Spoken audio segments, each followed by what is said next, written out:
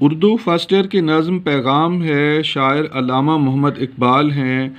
آشنا اپنی حقیقت سے ہو اے دہقاں ذرا، دانا تو کھیتی بھی تو باراں بھی تو حاصل بھی تو، آہ کس کی جستجو آوارہ رکھتی ہے تجھے، راہ تو راہ رو بھی تو راہبر بھی تو منزل بھی تو۔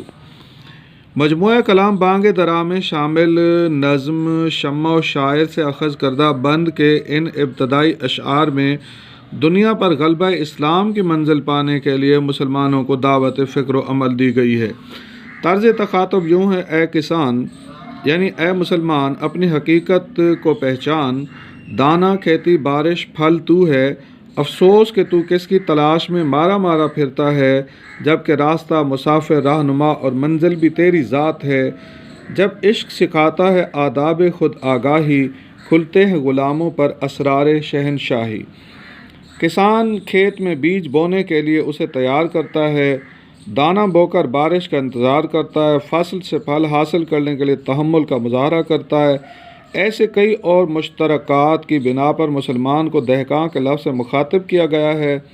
دانہ افکار اسلامی، کھیتی وجود مسلم، باراں فروغ و ابلاغ افکار اسلامی کا وسیلہ مسلمان، حاصل پھل یعنی دنیا پر اسلامی عقائد، تعلیمات، افکار، نظریات اور نظام کا غالب آنا۔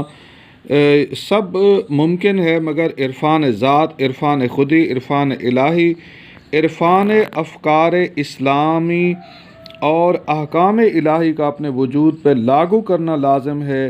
بقول شاعر خودی کو کر بلند اتنا کہ ہر تقدیر سے پہلے خدا بندے سے خود پوچھے، بتا تیری رضا کیا ہے۔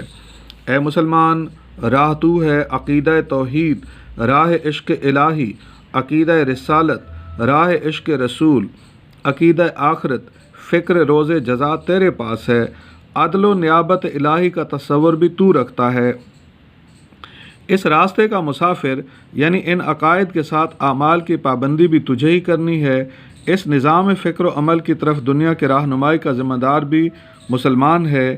اس ابلاغ کے نتیجے میں شرک اور غیر توحیدی نظام ہائے فکر و عمل کا خاتمہ ہونا ہے، غلبہ اسلام کی منزل نصیب ہونی ہے، مسلمان ہی دنیا کے وارث بنیں گے۔ اے مسلمانوں، اپنی اہمیت کو سمجھو، مسافر ہے تو پھر تجھ کو کسی راہبر سے کیا مطلب کہ تو خود راستہ ہے، راہ رو ہے اور منزل ہے۔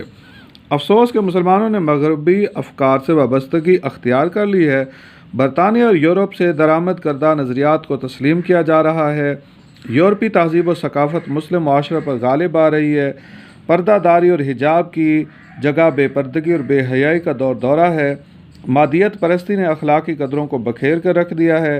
اے مسلمانوں، اپنی حالت پہ غور کرو، تہذیب مغرب کی ظاہری چمک دمک میں نہ کھو جاؤ، بلکہ مشرقی روایات کو اپناؤ، خدا، رسول اور آخرت کی فکر کرو تاکہ دنیا آخرت کی فلاح پاؤ۔